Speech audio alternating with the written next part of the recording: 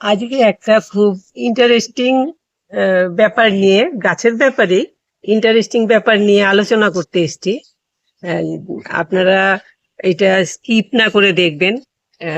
সব দিনই তো আমি প্র্যাকটিক্যাল করে দেখাই, কি করে মাটি দেবেন, কি করে সার দেবেন, সবকিছু।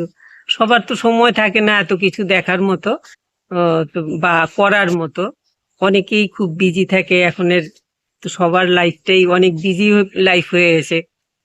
তো সেই জন্য ভাবলাম যে আমি খুব সহজে যাতে কিছু করা যায় ওই রকম, যারা চাইছেন কিছু করতে, গাছ টাছ লাগাতে, কিন্তু সময় পাচ্ছেন না, তাদের জন্য একটুখানি একটা এই গাছের কথা নিয়েই এসছি। আপনারা স্কিপ না করে দেখবেন, তাহলে জানতে পারবেন আমি কিসের কথা বলছি।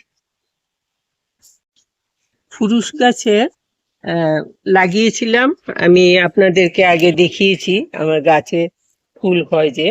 তো এই যে এইখানে আছে, এখানে আছে, আরো আছে যেগুলো নাকি আমি ছাদে, এই ছাদে রেখেছি কিছু, নিচের ছাদে কিছু আছে, আর কিছু আমার পেছন দিকে একটা ছোট্ট ছাদ আছে, ওইটাতে আমি কিছু রেখেছি। তো এক একটা জায়গাতে গাছগুলো অবস্থা একটু চেঞ্জ হয়েছে আর কি। তো আমি ফুরুস গাছ আসলে রাস্তার ধারে বা ইয়েগুলোতে, রাস্তার যে ডিভাইডার গুলো, এগুলোতে লাগানো থাকে, অনেক ফুল ফোটে আমরা দেখি। কিন্তু বাড়িতে টবে লাগানোর পরে দেখা যাচ্ছে গাছের যে ঠান্ডাতে থাকলে কি হয় আর বেশি রোদের মধ্যে থাকলে কি হয়। ছাদের উপরে যে গাছগুলো আছে, এই রোদের জায়গাতে যে গাছগুলো আছে, সেগুলোর এই অবস্থা আর কি। এখনো কলি আসেনি, কলি আসতে আরো দেরি হবে মনে হচ্ছে। এগুলো আবার কালো মেঘের গাছগুলো ফেলে দেব, এগুলো ওষুধ বানিয়ে তারপরে ফেলবো। এই এই যে ফুরুস গাছ, আর এই যে এখানে একটা আছে, এগুলোর মানে বেটে করে রাখতে হলে পরে, ছোট করে রাখতে হলে পরে ছাদের উপরে এরকম টবে লাগিয়ে রাখবেন। তো গাছের গ্রোথ তেমন হবে না, এরকম ছোটখাটো হয়ে গাছ হবে, ফুল আসবে। এই মাথাগুলোতে কলি আসার মতো কন্ডিশন হয়ে গেছে, সবগুলো মাথাতেই ফুল আসার মতো কন্ডিশন হয়েছে, কিন্তু গাছ এত ছোট রয়েছে, আর মনে হয় গাছের গ্রোথই হতে চায় না, এরকম অবস্থা। তো আমি অবশ্য বাড়তি কোনো সার টার কিছুই দেইনি, সেই অল্প গোবর সার মিশিয়ে তারপর যে গাছ লাগিয়েছি ওই রকম ভাবেই আছে।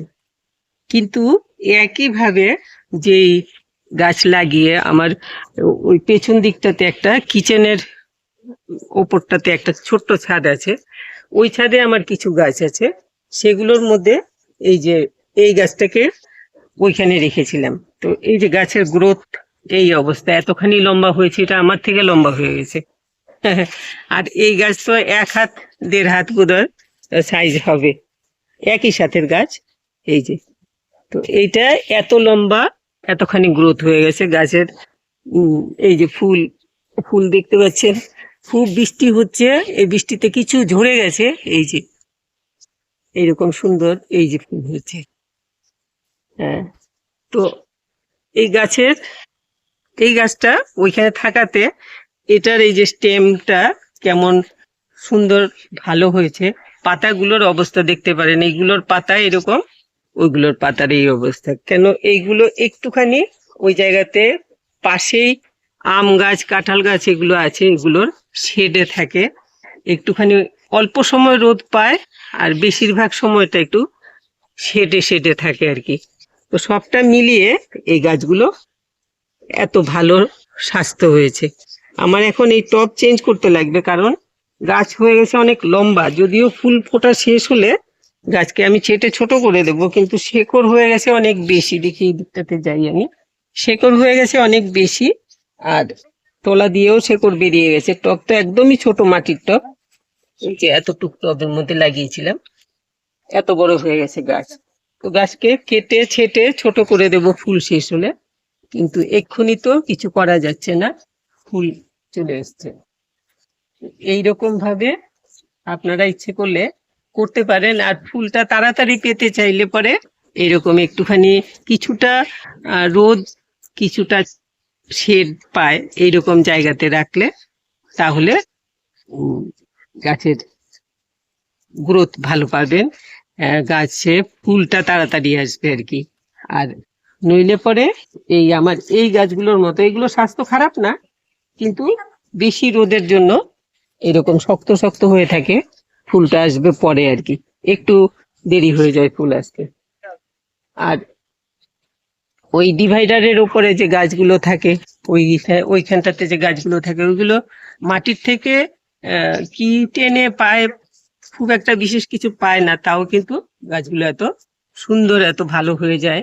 আর আমরা বাড়িতে করলে মানুষ বলবে যে আহ, এইটা তো কোনো ব্যাপার না, রাস্তার ধারে যথেষ্ট দেখা যায়, কিন্তু এত সুন্দর ফুল যখন হয় তখন আমাদের ছাদে লাগালে পরে ছাদের অনেক সৌন্দর্য বাড়ে, ছাদে অনেক ফুল থাকে।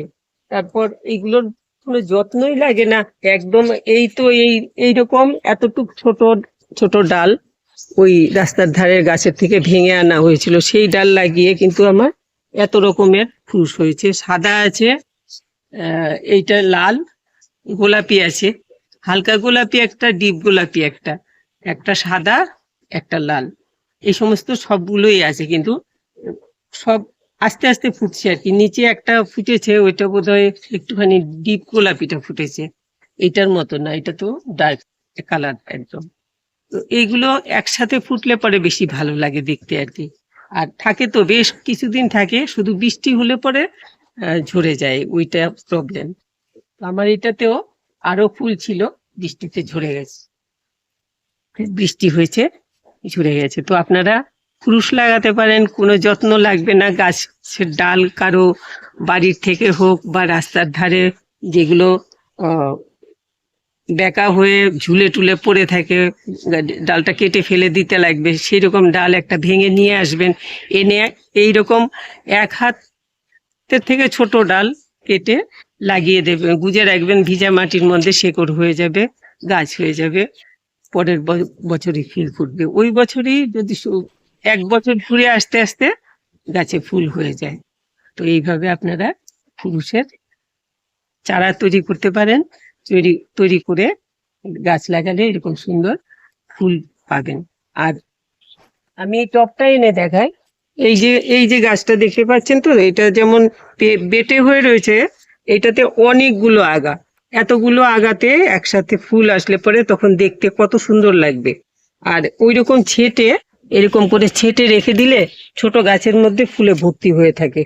তো এইরকম ভাবে করতে পারেন নিজেদের গাছের থেকে, যাদের বাড়িতে পুরুষ গাছ আছে, ডাল কেটে, এখন ফুলটা শেষ হলে পরে ডাল কেটে এখনই সময়, সময় মানে ফুল শেষ হওয়ার পরে আর কি, গুজে রেখে দেবেন মাটির মধ্যে, একটু ভিজা মাটিতে গুজে রাখবেন, তাতেই কিন্তু চারা হয়ে যাবে।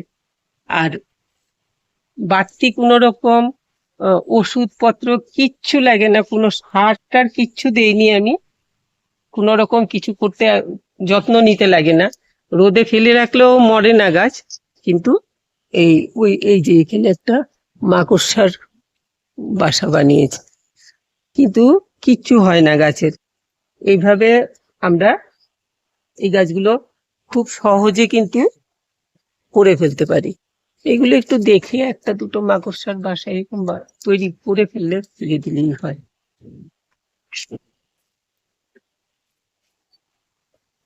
আর ওষুধপত্র তো লাগে না কিছু, সারও দিতে লাগে না, একটু বললাম যে গোবর মাটি মিশিয়ে দিয়ে রাখবেন, বেশি সার দিলে কিন্তু ফুল ফুটতে দেরি হয়ে যায়। এইসব গাছ কি, এইসব গাছ যেন একটু জংলি গাছের মতো, ওয়াইল্ড টাইপ গাছ এগুলো, যেমন বেশি সার টার পেলে এগুলো গাছেরই গ্রোথ হতে থাকে, ফুল টুল বেশি হয় না। তো শুকনো মাটির মধ্যে এই জন্য ফুলে ভর্তি হয়ে থাকে গাছ।